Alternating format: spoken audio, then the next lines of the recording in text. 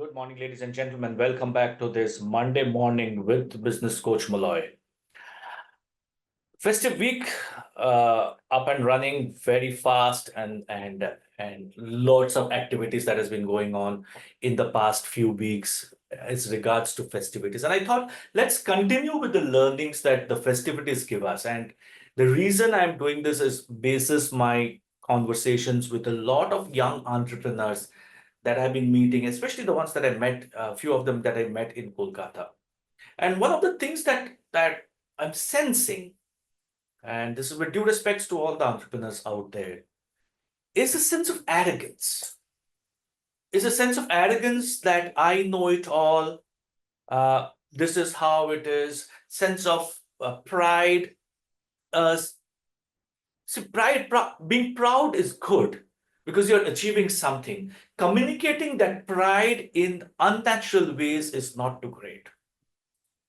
The other challenge that I'm seeing in today's world, which is fast changing, and there is a lot of communications that are happening, a lot of stimuli that are hitting, is that most of us are listening with the purpose of responding. The communication rules always talk in terms of listening with the purpose of understanding, filtering, disseminating, and then deciding whether what you have heard is something that you would want to apply or you would want to let go. But when my mind starts thinking in terms of how do I respond to that, you're not capturing the true essence of the communication that goes out. And this is where, very coincidentally, the Ganesh Chaturthi, the festivity of celebration or prayers of Lord Ganesha is very critical. Because what is also happening today, and if you look around the world, sitting in India, on the East Coast, you have a challenge. On the north, you have a challenge. But let's leave out the north piece. But internal strife, discomfort, uh, uh, unpleasantness that is happening is evident in the east of the country. As you go west, there's a huge amount of strife that is happening. As you go further west, there's the Russia-Ukraine episode that is happening. And you go further west, you have an election that is coming up, which is not how one of the world's greatest economies should fight a presidential election. And I'm being very candid today about it. But when you look at sitting in India, and when you look at all of these things happening, there will be huge amount of obstacles, challenges that will consistently be your friend and ally for the near term and maybe the medium term. That is going to be a challenge.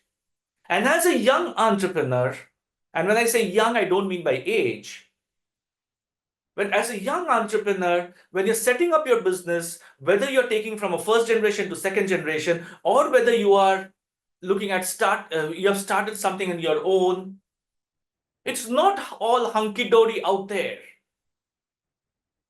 Every single day is going to be a challenge.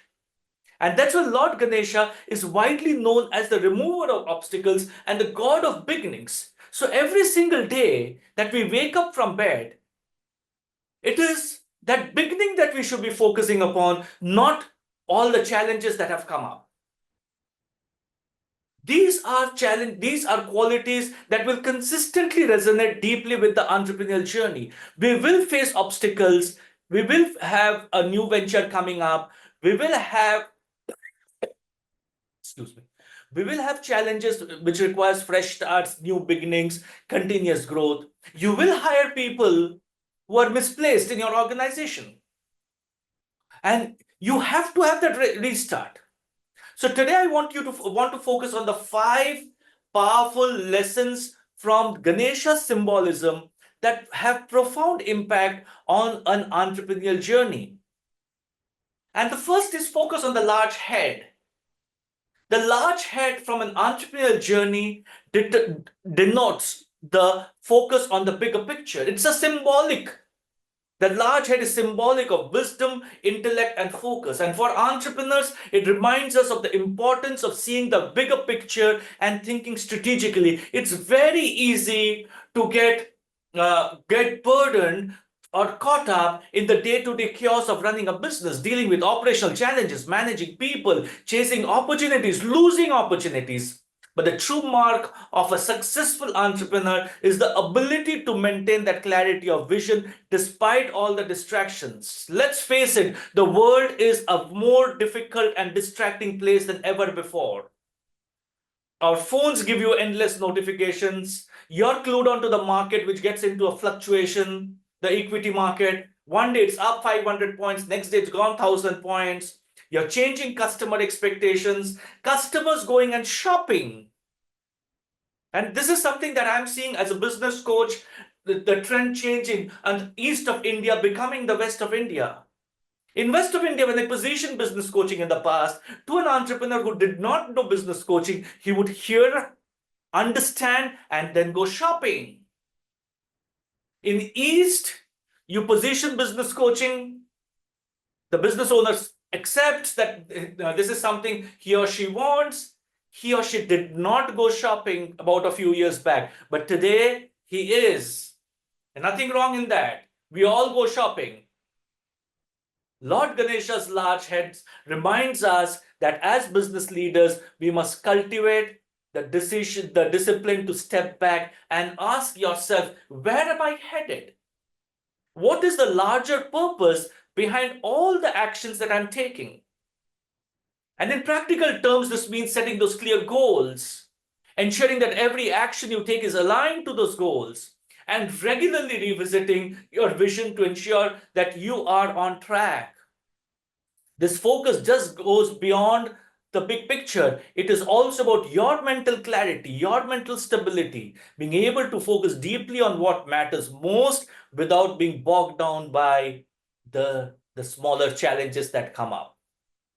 Number two, which is my most favorite, it is the art of listening. Master the art of listening. Master the art of filtering. There will be millions of people who will come and give you advice that you should not do it this way, you should not do it this way. And it's so very easy for people to come and tell you, आपको कुछ नहीं पता, आपने जो किया आज तक वो गलत है. Fantastic, thank you. Let me understand what you're trying to tell me. Ganesha's large ears are another critical symbol for the entrepreneurs. It requires attentiveness and the ability to listen. And as leaders, one of the most important skills is to listen, not just to hear, but listen to our customers, listen to our employees, listen to the market trends, listen to everybody who's talking. Let's talk about customer feedback. Many entrepreneurs think they know exactly what their customer wants, but the reality is that unless we are in an active listening, we may miss critical insights. Because as Indians especially, we are very, very poor in articulating. So we want to say something, but we are missing that essence and we're something else. So as an entrepreneur, it's critical that you listen, see, hear what the underlying meaning is. What are the hidden elements that your customer is trying to tell you? Whether it is through surveys, through one-to-one conversations, market analysis, actively listening to customer needs will help you develop a product market fit that is stronger and more sustainable. But while listening, don't stop at your customers. Entrepreneurs may create a culture of openness. Many problems that escalate could have been solved early on if only the leadership was more receptive to employee feedback. Your team, particularly those on the front lines, often knows where the bottlenecks are. By being a good listener and by getting out of that ivory castle, saying, I know it all, I as an entrepreneur know it all, you will not only earn their trust, but also get valuable insights that will thrive the business.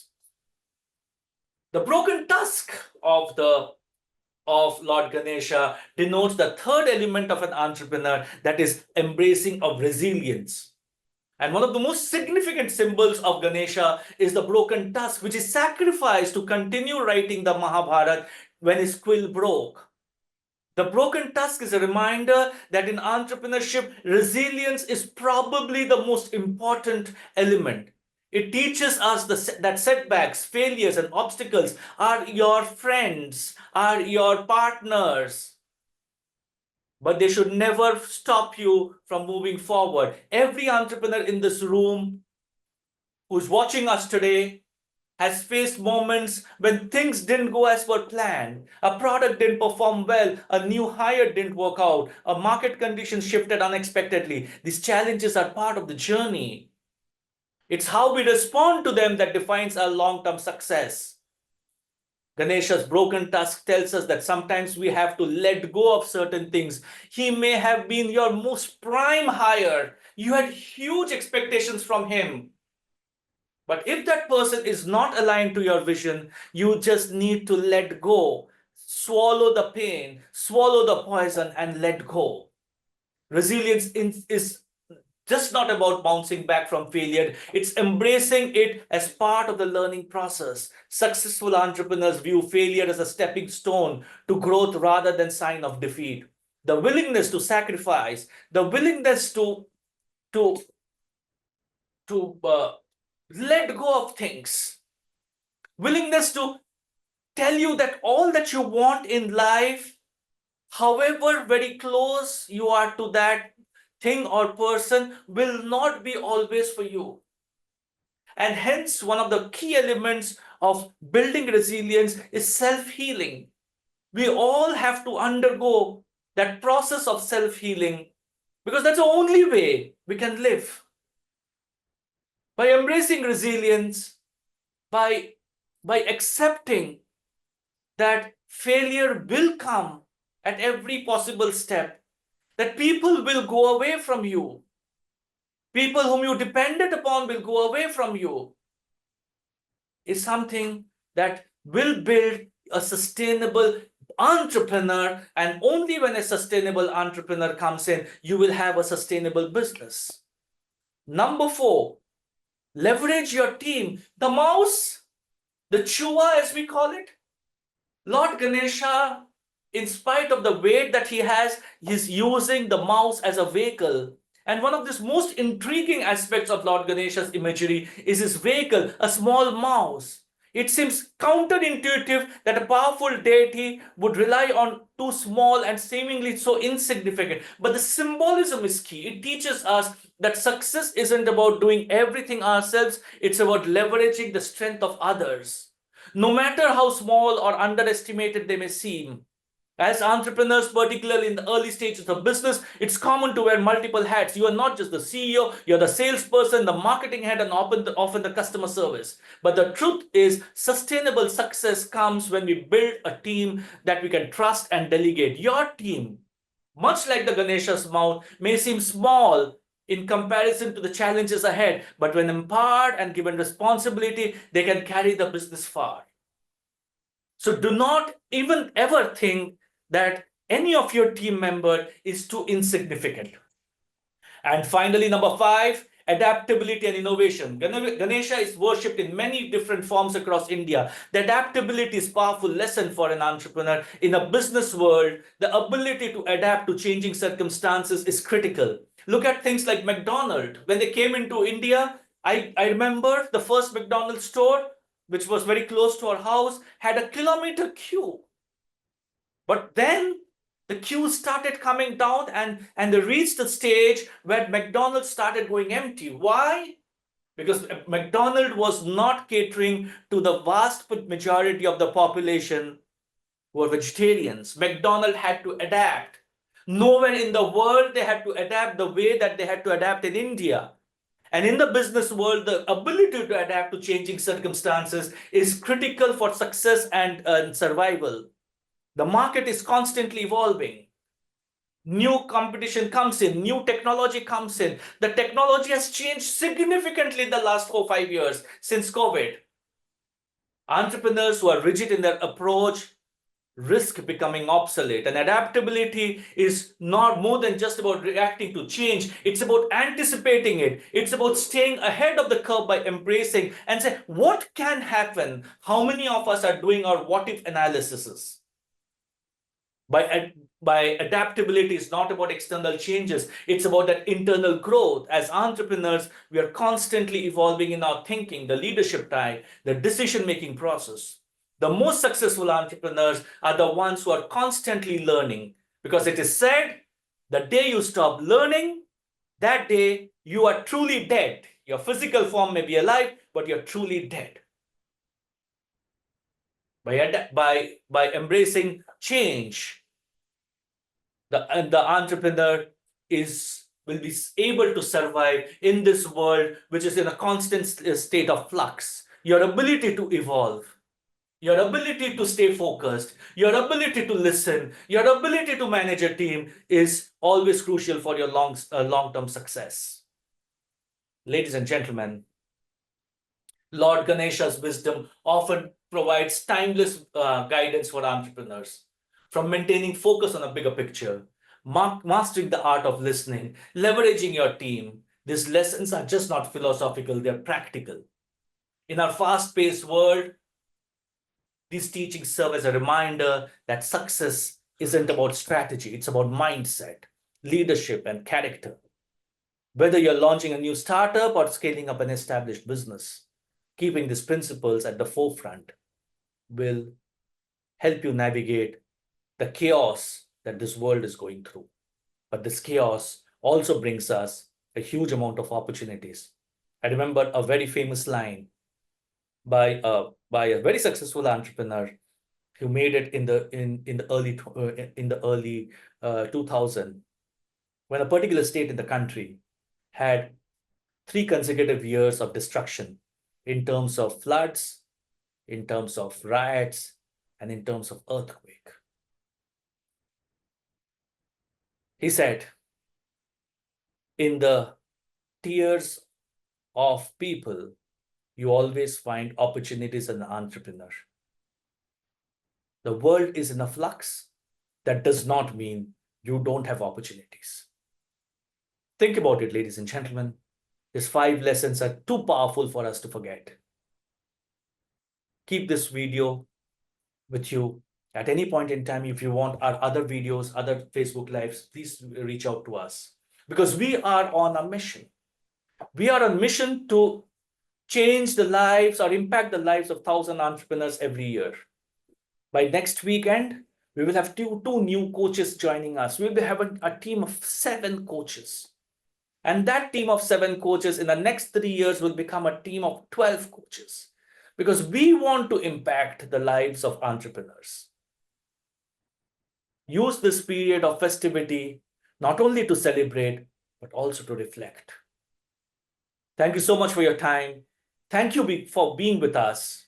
You are our driving force. You are the reason why we are what we are. Till next Monday, same place, same time. Have a great week, and I shall see you on the other side.